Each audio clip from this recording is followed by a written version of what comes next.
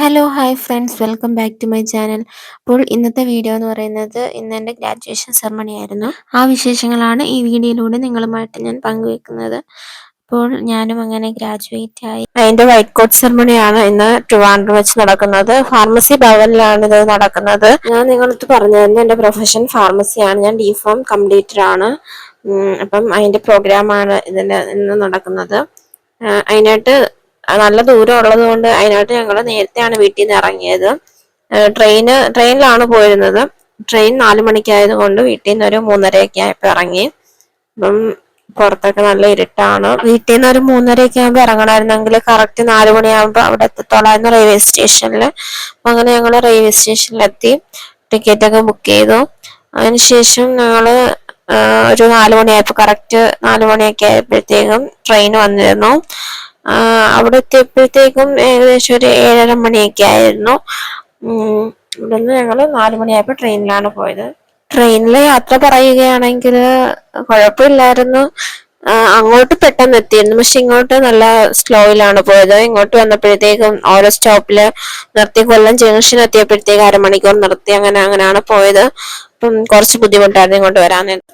അങ്ങോട്ട് പോയപ്പോൾ പെട്ടെന്ന് എത്തിയിരുന്നു, കറക്റ്റ് സമയത്ത് തന്നെ എത്തിയിരുന്നു. ഞങ്ങൾ കരുനാഗപ്പള്ളി ജംഗ്ഷനിൽ നിന്നാണ് ട്രെയിൻ കയറിയത്.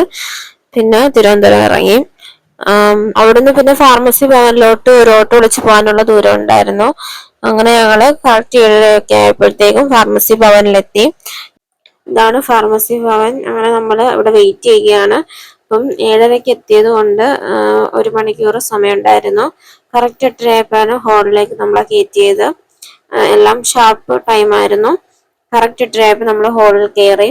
പിന്നെ ഓരോ പ്രോഗ്രാം സ്റ്റാർട്ട് ചെയ്തു. ക്ലാസ് ഉണ്ടായിരുന്നു, പ്രസംഗം ഉണ്ടായിരുന്നു.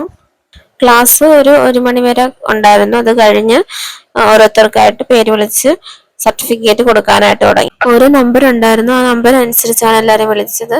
ശേഷം ഞങ്ങൾ ഭക്ഷണമൊക്കെ കഴിച്ചതിന് ശേഷം ഇറങ്ങി അവിടുന്ന് തിരിച്ചു. ട്രെയിനിന് താമസമൊന്നും ഇല്ലായിരുന്നു, കറക്റ്റ് സമയത്ത് തന്നെ എത്തി. എന്തായാലും അങ്ങോട്ടും ഇങ്ങോട്ടും പോയ സമയത്തും ട്രെയിന് കറക്റ്റ് സമയത്തായിരുന്നു എത്തിയിരുന്നത്. അതുകൊണ്ട് വലിയ ബുദ്ധിമുട്ടൊന്നും ഉണ്ടായിരുന്നില്ല. അങ്ങനെ ഞങ്ങൾ അവിടുന്ന് തിരിച്ച് കരുനാഗപ്പള്ളിയിലേക്ക് പോകാൻ വേണ്ടി പോവുകയാണ്.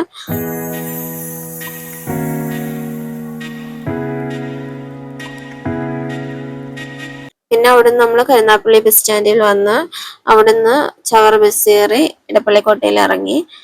അങ്ങനെ ഇപ്പൊ ബസ്സിലാണ് നമ്മൾ യാത്ര ചെയ്തുകൊണ്ടിരിക്കുന്നത്.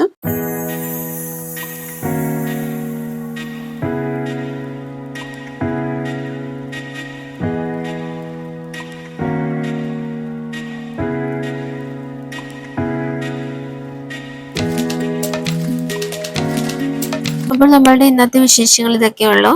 ഈ വീഡിയോ നിങ്ങൾക്ക് ഇഷ്ടമായെങ്കിൽ തീർച്ചയായിട്ടും സബ്സ്ക്രൈബ് ചെയ്യാനും ഷെയർ ചെയ്യാനും മറക്കരുത്. അപ്പോൾ അടുത്ത വീഡിയോയിൽ കാണുന്നവരെ ബൈ ബൈ. Thank you.